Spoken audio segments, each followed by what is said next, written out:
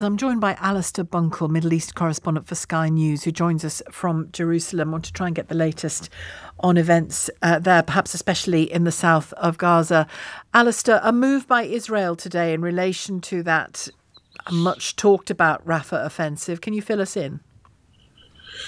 Yeah, the Israelis have been very clear all along that they intend to launch a ground operation in Rafah. It is the one major urban area in Gaza that they haven't yet operated in, at least on the ground. They have been bombing it, but they haven't yet sent ground forces into Rafah. And the United States, the UK and others are very concerned about it because it's become a very densely populated area as people have fled down there. Now, Benny Gantz, War Cabinet member, had warned that if there was no ceasefire deal by Ramadan, they would go in. Well, that hasn't happened.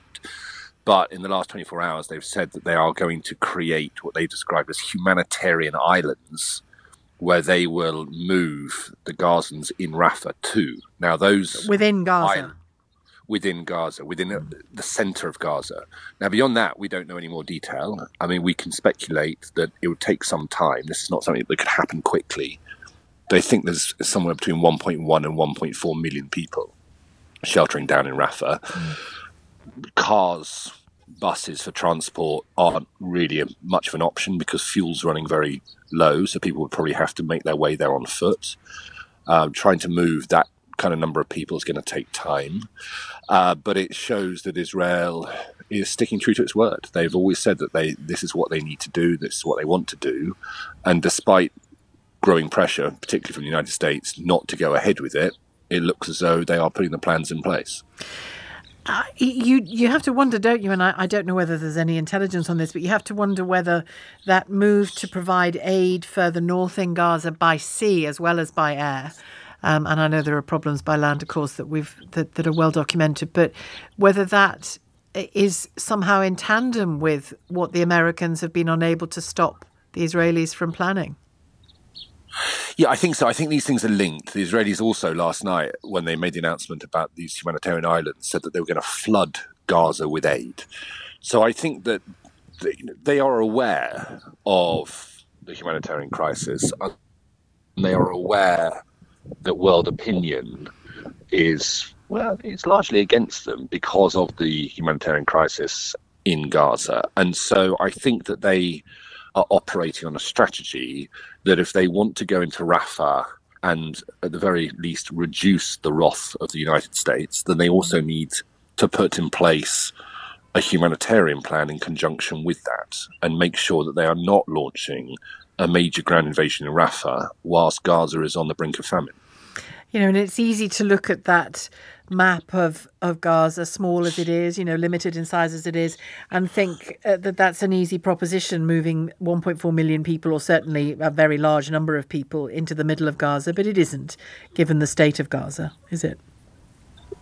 No, it's not. I've been in the centre of Gaza during the war a couple of weeks back into Khan Yunis, and we drove hour and a bit into Gaza and back out again.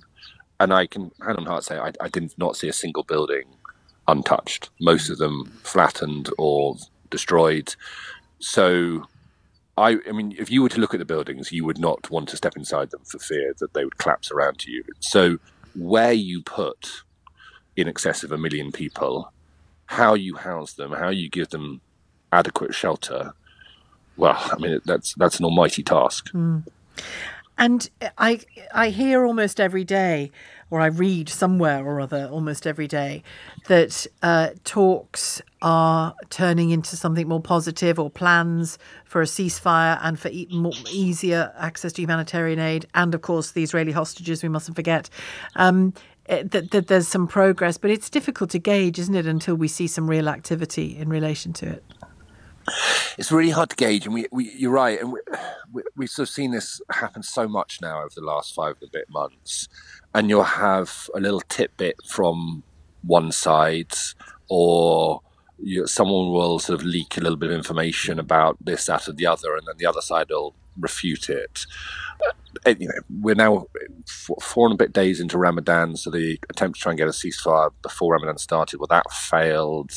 There was perhaps hope that you might get a ceasefire in the first week of Ramadan. Well, that's not going to happen. So, I think most people are pretty pessimistic about anything happening in the short term. Having said that, with these things, you can go through a period of seemingly very little progress, and then things can suddenly happen very quickly.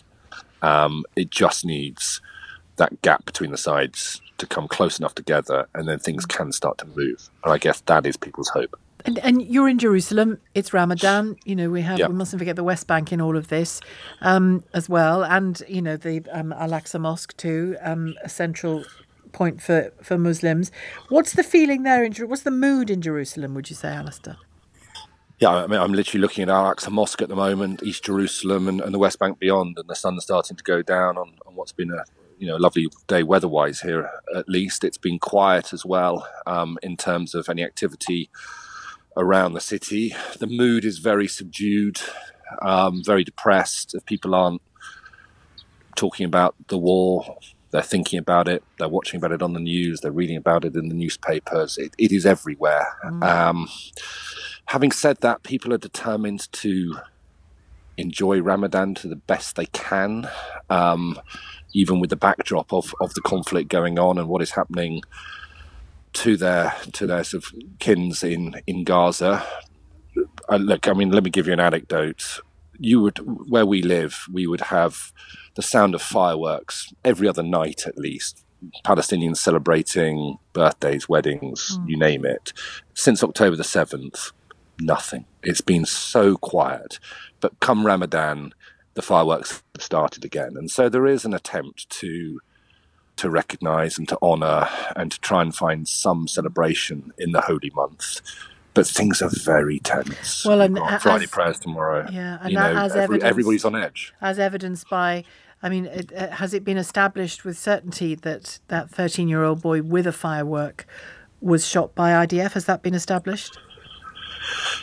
Not by, I should just clarify, by the Israeli border police. No, that's subject to an investigation by them. Right. But I mean, the video footage and the testimony that we've heard from friends and family, well, they are pretty categorical that he was a young boy out in the streets with his friends, about to set off a firework up into the air, not directed at the police, and he was shot in the heart.